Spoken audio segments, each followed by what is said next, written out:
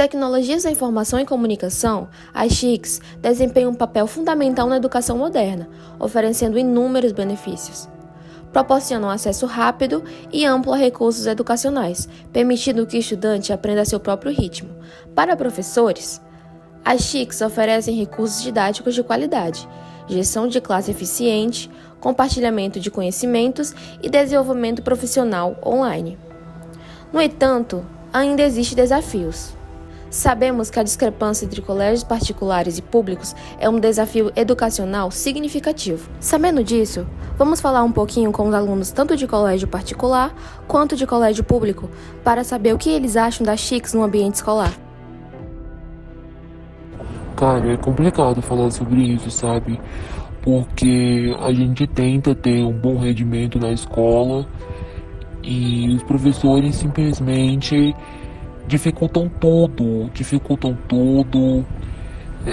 Teve uma vez que eu tentei falar para um professor, você pode usar um pouco de uma coisa mais dinâmica.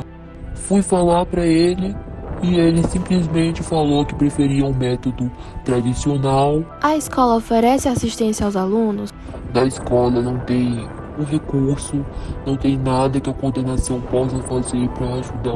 Já foi conversado na coordenação sobre a falta de estrutura tecnológica no meio escolar? Quando a gente vai na coordenação, diretoria, pedir algo, é sempre vamos ver, sempre vamos resolver, mas nunca resolvem de verdade. Eles só mandam um aviso no grupo e é isso. E a gente fica sem motivação nenhuma, cara. Você concorda com a lei sobre a proibição do celular em sala de aula? É sempre uma galera que tá no celular, que não presta atenção na aula. Parte eu concordo com essa lei, em outra parte eu discordo porque eu reconheço que a tecnologia está muito presente na nossa vida e é muito difícil se desligar dela, né? A gente deveria ver algum recurso que faça que os alunos e nós consiga ter uma atenção melhor. Na sala de aula a gente não usa muito a tecnologia. A gente tem um quadro digital, mas não foi usado, não foi para frente. A gente só usa o quadro normal e os professores dão a aula normalmente, com um pincel. Chegou uma moça, fez um vídeo mostrando como que faz, mas nenhum nunca usou. Nunca, nem ligado, na verdade. Eu sou contra, porque normalmente, hoje em dia, né, o celular não é só, tipo, um malefício, também é um benefício para muitos alunos. Ele também traz muitas coisas que a gente pode pesquisar na hora que precisa. Tipo, o professor passa um questionário num slide, ele manda no grupo pra gente fazer as questões. Na sala mesmo a gente pega o celular com as questões e faz com o celular, passa pro caderno, na hora mesmo da aula. Então, você acha que a escola tem recursos tecnológicos? Tem, mas só não é tipo muito usado. Eles têm muito. Agora no final de novembro para outubro eles adquiriram muitos recursos muito bons, só que não foi para frente, pra gente não. O laboratório, a gente tem um laboratório, a gente praticamente nunca usou o laboratório.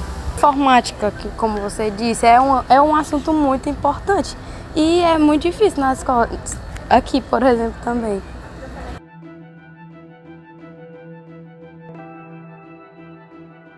Bom, eu acho que a educação já é o desenvolvimento de uma tecnologia. Então você aprende a ter raciocínio, discernimento, e a tecnologia depende disso. Quem não tem tecnologia, não usa instrumentos tecnológicos em casa, na escola vai ter dificuldade. Hoje, se você pegar o conteúdo do ensino público, várias disciplinas sem lógica, gente. Acho que a tecnologia vem de casa e se complementa na escola. No laboratório, nas aulas de laboratório, você fica presente ali no acontecimento. Então, dá para entender que a tecnologia te faz criar novos conhecimentos. Meu nome é Daniel Oliveira, hoje eu ministro aula de Química, Robótica e Pensamento Computacional. O papel da tecnologia na educação ele é primordial. Hoje a gente está no mundo tecnológico e sem esse conteúdo em pauta, né, a gente não vai conseguir alavancar os alunos, porque a tecnologia ela é o meio mais próximo de uma criança até recém-nascida. Se você não consegue instruir uma criança a usar esse meio a favor dela para o estudo, a tecnologia ela se torna obsoleta, sendo que a tecnologia hoje é altamente viável para todos os setores. A gente tem a IA como um exemplo maior de recurso para o ser humano aprender outras possibilidades. Então eu vejo que a tecnologia ela tem que estar desde das áreas iniciais da criança para poder ela entender o que é a tecnologia. Senão vira o que alguns teóricos dizem que é o escravo da tecnologia e não o auxiliador, né, da educação. Então ela pode potencializar o ensino. Você pode usar a tecnologia como um modo de atrativo também. Hoje a gente tem muitos alunos que são dependentes de celular, mas que não sabem utilizar aquele mecanismo para estudo. Usam para TikTok e se a gente conseguir utilizar, tirar esse mecanismo dele de usar o celular só para redes sociais e botar no estudo, dá um start muito grande, porque normalmente a gente passa mais de 8 horas por dia com o celular na mão. Então se ele aproveita essas 8 horas em 2 horas de estudo com o celular, o potencial é gigantesco.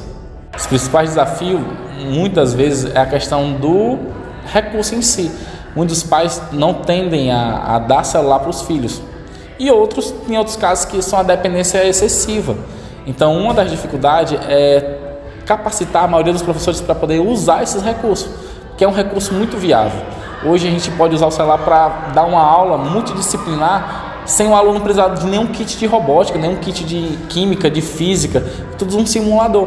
Então, aquelas aulas teóricas, aquelas aulas maçudas, a gente consegue ministrar a partir de um simulador, fica mais atrativo, a criança tem um engajamento maior, porque se ela não tiver engajamento nos primeiros minutos da aula, ela se perde, ela acaba ficando naquela ociosidade de tentar entender o que está acontecendo e ela se dispersa. Então, a grande dificuldade é só engajar os professores com a tecnologia e os alunos. Essa ponte ainda não está bem firmada. Recursos tecnológicos que a gente pode utilizar. A própria questão do simulador, tem alguns simuladores que a gente usa, o PET é um dos simuladores que é muito bom nessa questão. O Classroom também é um mecanismo também que a gente usou na pandemia para recurso temporário, mas que também tem uma grande possibilidade. Outro também muito bom, até para tirar dúvidas em momentos que os alunos não estão próximos, é o próprio Meet. O próprio Meet ele se tornou uma porta de estudo muito viável. Você está na sua casa, eu estou na minha, a gente estuda junto. E essa questão facilita muito. Eu acho que estudar só é menos produtivo do que estar em grupo. Em grupo você tem aquela ideia de um puxar o outro, então facilita demais. Quando o aluno não tem acesso ao celular, ele se torna um pouquinho retraído, então ele fica com vergonha de dizer que não tem o celular. Então isso empata alguns momentos durante a aula, porque ele fica... O colega tem ou não tem, então isso empata. Acesso à internet também, algumas escolas lá, mais do município, não tem acesso à internet, então dificulta também a questão do aprendizado nesse lado. Foi horrível. Eu acho que foi um momento que todo professor teve que se adaptar, né? Como eu já era da área da tecnologia, então não tive tanta dificuldade, mas alguns colegas que não eram muito filiados ou amigos da tecnologia, digamos assim, eles tiveram grande dificuldade porque eles não conseguiam adaptar o uso do computador no dia a dia, não sabiam usar. Então a pandemia, né, o tempo EAD, ele foi o start da educação para dizer, precisamos colocar a tecnologia no ensino, porque senão a gente não vai ter um grande desenvolvimento. Então, tal que depois do boom, né, da pandemia, o desenvolvimento tecnológico do Brasil em si evoluiu muito, só que ainda tem muito para evoluir. A escola que compra os recursos, eu faço uma lista e eles vão adquirindo ao longo do ano, dependendo da quantidade de demanda. Um dos recursos que a escola comprou recentemente foi a impressora 3D e uma impressora a laser. Então são recursos tecnológicos que a gente pode adaptar para dar aula. Já imaginou você ministrar uma aula sobre células com uma célula tridimensional? ou um átomo tridimensional. Normalmente na química a gente vê isso muito em ligação química. E os alunos ficam, meu Deus, mas o que é uma ligação simples, o que é uma ligação dupla? E quando você mostra tridimensionalmente, ou ele pegando fisicamente, dá o start. A ligação dupla é quando ela tem duas ligações, troca de elétrons e tudo fica mais fácil.